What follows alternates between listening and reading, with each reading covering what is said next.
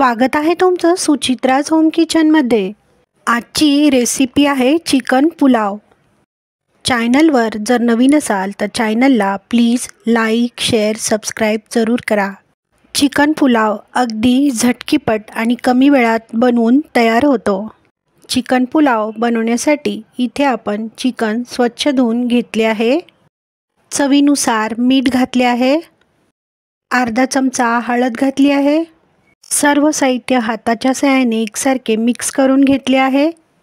झाकण लावून 5 ते 10 मिनिटे चिकन मॅरिनेट करण्यासाठी ठेवले आहे। इथे पुलाव करण्यासाठी 2 कप तुकडा बासमती तांदूळ घेतले आहेत। तुमच्या आवडीनुसार तुम्ही इथे तांदूळ घेऊ शकता। पुलाव करण्यासाठी इथे आपण उभा पातळ चिरलेला कांदा, टोमॅटो, बारीक चिरलेले बटाट्याच्या फोडी, पुदिना घेतला आहे। पुलावमध्ये टाकण्यासाठी अख्खे मसाले घेतले आहेत। लवंग, मिरी, दालचीन, तमालपत्र, वेलदोडे। एका मिक्सरच्या भांड्यामध्ये हिरवी मिरची, लसूण, अद्रक, सुके खोबरे, कोथिंबीर घेतली आहे। मिक्सरचे झाकण बंद करून मिक्सरला सर्व मसाले छानसे वाटून घ्यायचे आहेत। गॅसची फ्लेम ऑन करून गॅसवर कुकर ठेवला आहे। कुकरमध्ये 2 पळी तेल टाकले आहे। तेल तापल्यावर अर्धा चमचा जिरं टाकले आहेत। सर्व खडे मसाले टाकले आहेत। कढीपत्ता टाकला आहे। उभा पातळ चिरलेला कांदा टाकला आहे। कांदा 1 ते 2 मिनिटे छानसा परतून घ्यायचा आहे। चवीनुसार मीठ टाकायचे आहे। अर्धा चमचा हळद टाकायची आहे। 1 चमचा धने पावडर टाकायची आहे। 1 चमचा गरम मसाला टाकायचा आहे। सर्व साहित्य उलटण्याच्या सहाय्याने छानसे परतून घ्यायचे आहे। मिक्सरला वाटून घेतलेला मसाला टाकायचा आहे।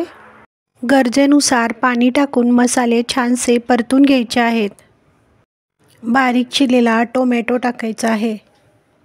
2 चमचे दही टाकायचे आहे। सर्व साहित्य छानसे परतून घ्यायचे आहे। चिरून घेतलेल्या बटाट्याच्या फोडी टाकायच्या आहेत। मॅरिनेट केलेले चिकन टाकायचे आहे। चिरून घेतलेला पुदिना टाकायचा आहे। सर्व साहित्य छानसे परतून घ्यायचे आहे। स्वच्छ धुवून घेतलेले तांदूळ टाकायचे आहे। पुन्हा एकदा सर्व साहित्य उलटण्याच्या सहाय्याने छानसे परतून घ्यायचे आहे। गरजेनुसार पाणी टाकायचे आहे। 1 चमचा तूप टाकायचे आहे।